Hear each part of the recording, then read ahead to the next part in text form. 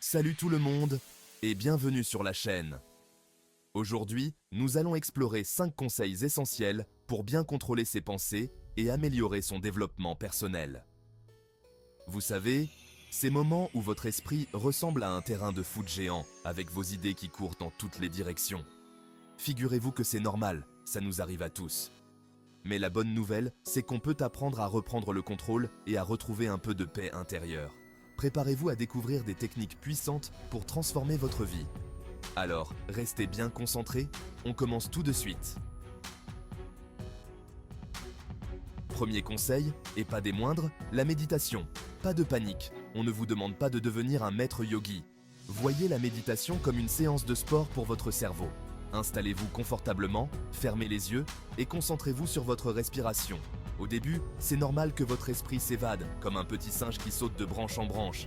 Mais petit à petit, vous apprendrez à calmer ce petit singe et à ramener votre attention sur l'instant présent.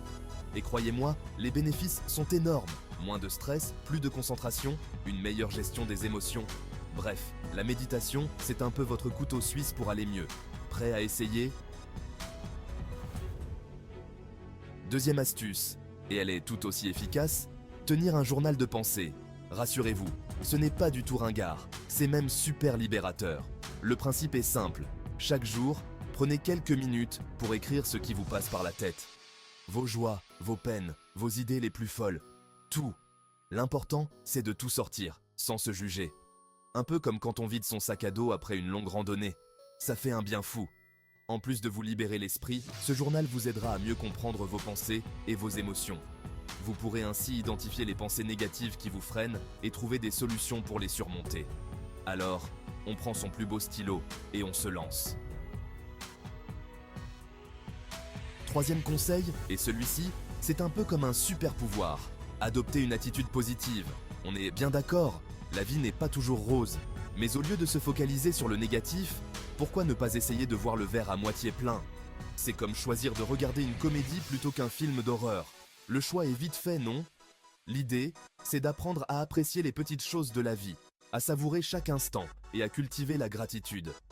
Au début, ça demande un peu d'effort, mais avec un peu d'entraînement, ça devient naturel. Et le meilleur dans tout ça, une attitude positive attire des choses positives, c'est la loi de l'attraction. Quatrième conseil, et il est crucial, limitez les distractions. On vit dans un monde hyper connecté, constamment bombardé d'infos, de notifications. Difficile de rester concentré et de faire le vide avec tout ça. Alors, on reprend le contrôle. On éteint son téléphone pendant les repas, on désactive les notifications inutiles, on limite son temps sur les réseaux sociaux. On reprend le pouvoir sur notre attention. Au début, ça peut être difficile, un peu comme essayer d'arrêter le chocolat, mais vous allez vite voir les bénéfices. Plus de concentration, plus de calme, plus de temps pour soi. Que du bonheur.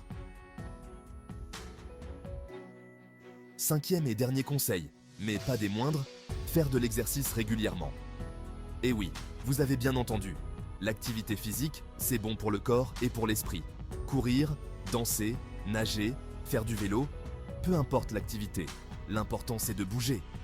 Quand on fait du sport, notre cerveau libère des endorphines, ces fameuses hormones du bonheur qui nous donnent la pêche.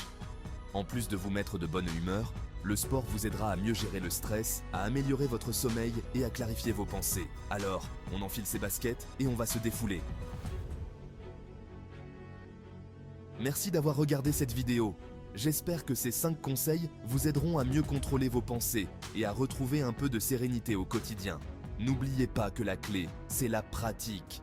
Alors, soyez indulgents envers vous-même. Allez-y à votre rythme. Et surtout, n'hésitez pas à partager vos propres conseils dans les commentaires. On se retrouve très vite pour une nouvelle vidéo.